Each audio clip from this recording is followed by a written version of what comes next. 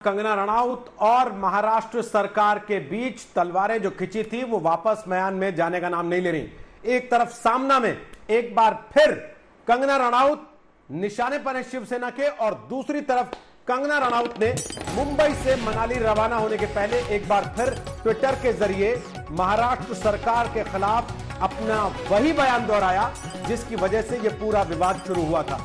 कंगना ने मनाली के लिए रवाना होने से पहले कहा कि मुंबई को पीओके होने की जो बात उन्होंने कही थी वो बात पिछले कुछ दिनों में एक तरीके से साबित कर दी गई है। जितना डराने धमकाने की कोशिश मुझे पिछले कुछ दिनों में की गई है उससे यह साबित होता है कि मैंने जो बात मुंबई के लिए कही थी वो सही थी। दूसरी तरफ शिवसेना ने सामना में आज फिर लिखा है कि एक अभिनेत्री ने मुंबई का अपमान किया है, और इस सब के बीच कंगना रनौत वापस मनाली के लिए मुंबई से रवाना हो चुकी हैं। लेकिन राजनीतिक तूल जिस तरीके से इस मामले ने पकड़ा वो अभी तक खत्म नहीं हुआ है। कल देर शाम कंगना रनौत महाराष्ट्र के राज्यपाल भगत सिंह कोश्यारी से भी मिली। वहां उन्होंने अपनी बात रखी।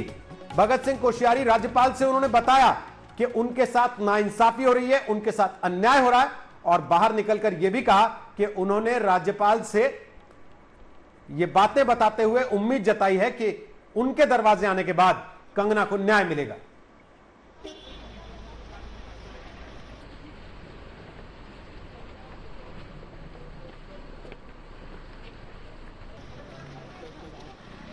तो कंगना रनौत अपने घर से निकल गई मुंबई से और मुंबई एयरपोर्ट पहुंची हैं।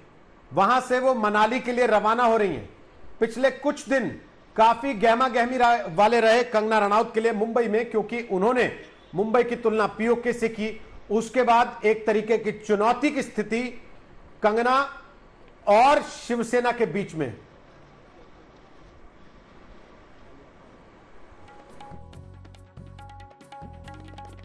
रनौत अपने बयान पर अब भी कायम है। कंगना रनौत ने मुंबई से निकलने के पहले फिर से सुबह ट्वीट किया और यह कहा कि मैंने जो बात मुंबई के लिए कही थी कि यहां हालात पीओके जैसे कर दिए गए हैं, वो बात पिछले कुछ दिनों में साबित हुई है। जिस तरीके से मुझे डराया धमकाया गया है वो बात पिछले कुछ दिनों में साबित हुई है। यह बात कंगना रनौत ने आज फिर सुबह सुबह ट्वीट की है। हालांकि उसके पहले उन्होंने जो ट्वीट किया वो एक बच्चे की तस्वीर का ट्वीट था। हमारे साथ इस वक्त पंकज आ गए हैं और जानकारी लेकर मुंबई से। पंकज, कंगना मुंबई क्या केवल एक चुनौती के लिए आई थी जो शिवसेना को उन्होंने दी थी कि मैं आ रही हूं, रोक सकते हो तो रोक लो, और अब वापस मनाली रवाना? देखिए रोहित, यह बात तो साफ है कि कंगना रनौत वर्सेस शिवसेना का जो ये खेल है इसका दी एंड अभी नहीं हुआ है। 7:30 बजे जो खार में उनका रेजिडेंस है वहां से वो निकली, मीडिया कर्मियों को उन्होंने थोड़ी सी मुस्कुराहट दी, अपना हाथ हिलाया। 7:45 पर वो मुंबई एयरपोर्ट पहुंचती हैं। उसके बाद 10 मिनट बाद 10 या 15 मिनट बाद उन्होंने एयरक्राफ्ट बोर्ड किया होगा, और सबसे पहला काम उन्होंने क्या किया, उन्होंने ट्वीट किया। और उस ट्वीट से साफ हो गया कि उनका पीओके पर दिया हुआ जो कंट्रोवर्शियल स्टेटमेंट था उस पर आज के दिन भी वो कायम है। हालांकि एक तरफ शिवसेना के नेता संजय राउत ने कहा है कि इस मुद्दे पर अब वो ज्यादा बहस नहीं करेंगे, इस मुद्दे को ज्यादा महत्व नहीं देते हैं, लेकिन नोटिंग्स वो ले रहे हैं। इस मुद्दे को लेकर जो जो डेवलपमेंट्स हो रहे हैं उसकी नोटिंग्स वो ले रहे हैं।